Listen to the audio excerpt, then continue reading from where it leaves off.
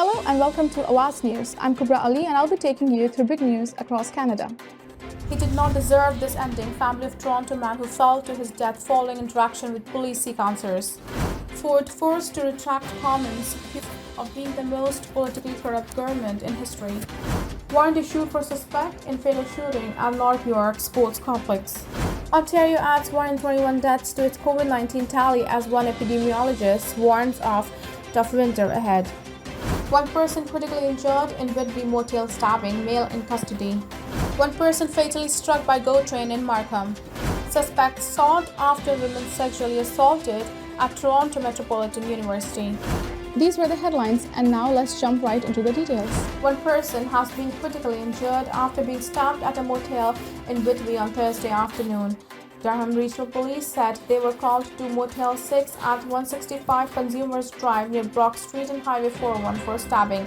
A victim has been taken to a trauma center in Toronto in life-threatening condition, police said. They added that one male is in custody. No other details about the incident have been released. Family of a man who fell to his death from 16th floor window of a North York apartment earlier this month say that their loved one was suffering from severe depression at the time and should have been provided with mental health support. Toronto police, however, say that there was no physical contact between the officers and Taresh Bobby Ranru and that a psychiatrist was in fact on their way to scene at the time of his death on the evening of October 13. Ontario Special Investigations Unit, SIU, it should be noted, has launched an investigation into the incident. According to the civilian agency, officers attended a high-rise near Jane Street and Finch Avenue West at around 4:30 p.m. that day after receiving reports of a man throwing objects from the balcony, said Prasad, noting her brother was unarmed and had no drugs on him at the time of the incident. Ramroop's family is calling for all officers involved in October 13 response, including the police officials who supervised and directed the police actions, to be named and criminally charged, and for the TPS to release to the family all police body camera footage, audio recordings, dashcam footage, and notes from all officers involved in the October 13 response. They're also calling for the abolition of the TPS and development of appropriate and caring emergency responses. Ontario Premier Doug Ford was forced to withdraw a comment made in the legislature on Thursday after accusing a Liberal MPP of hiding in his basement during mass demonstrations in Ottawa and being a part of the most politically corrupt government in provincial history. Ford's heated remarks came in response to a line of questions from Liberal Ottawa South MPP John Fraser, who drilled down on why the Premier refused to participate in the Emergencies Act inquiry examining the weeks-long occupation of Ottawa by protesters. As the public saw, I was out there non-stop speaking to people. The member from Ottawa is hiding in his basement, Ford said. However, opposition parties claimed the Premier was invisible when they probed his inaction in the February protests. I got to remind him he was part of the most politically corrupt government this province has ever seen, Ford said. Subsequently, the Speaker of the Legislative Assembly called on the Premier to withdraw his comments. Ford conceded as he sat back in his seat and said enrollment withdrawn. His comments come in response to Fraser asking for the Premier to drop his court challenge of summons to appear at the Emergencies Act inquiry. Fraser urged Ford to do the right thing and take responsibility by testifying in Ottawa. In alignment with his remarks on Wednesday, Ford claimed the inquiry was a federal issue, not a provincial one. I don't direct police. I don't direct municipal police. I don't direct provincial police, and I do not ever direct the RCMP, Ford said.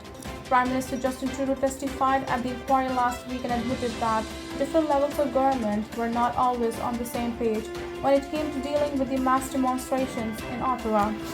I love that he uses previous premiers had an inquiry. I got to remind him, he was part of the most politically corrupt government this province has ever. One person is dead after being struck by GO train in Markham on Thursday afternoon.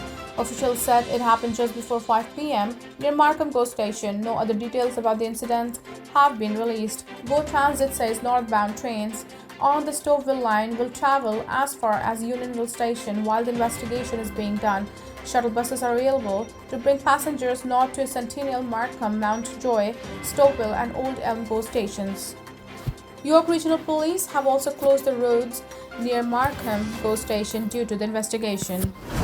Ontario added another 121 deaths to its COVID-19 tally over the last week as at least one infectious disease specialist warned of a tough winter ahead.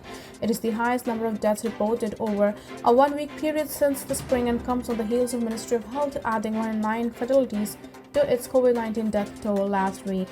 Meanwhile, the number of people testing positive for COVID-19 in Ontario hospitals rose more than 15% week-over-week and now stands at 1,921.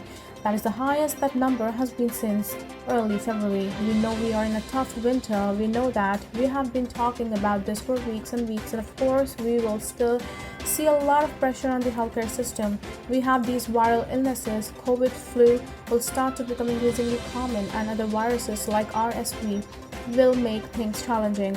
Dr. Isaac Bogush told CB24 on Thursday morning, I know there's a lot of effort to alleviate the burden at the hospital level, but we are still going to be in for a challenging fall and winter season in the healthcare sector. The latest data from the Ministry of Health suggests that there were 11,300 new cases of COVID-19 detected through PCR testing over the last 7 days, up to from 9,047 the previous week. The 7-day positivity rate also continued to inch up, going from 15.7 to 16.7%. Speaking with CP24, Bogush said that the resurgence in viral activity should be a reminder to people about the importance of taking steps to reduce your risk of becoming infected with COVID-19 or another respiratory illness in the coming weeks and months. We have a few tools at our disposal that certainly alleviate significant illness. 1, we have COVID-19 vaccines that are widely available. 2, we have flu vaccines that are available increasingly. And thirdly, we know masks. They are not perfect, but they can reduce one's risk of getting infected. And if someone is infected, it can reduce their risk of transmitting it to the other people, he said. They are simple tools. We have had them for a while and we should be utilizing them. While the total number of people hospitalized with COVID-19 increased week over week, the proportion of people receiving treatment in intensive care decreased, going from 158 to 148. Outbreaks in the handful of settings with widespread access to PCR testing did continue to rise, however. Thank you for tuning in. I'm Kubra Ali. I'll see you back tomorrow, same time, same channel. Have a good night.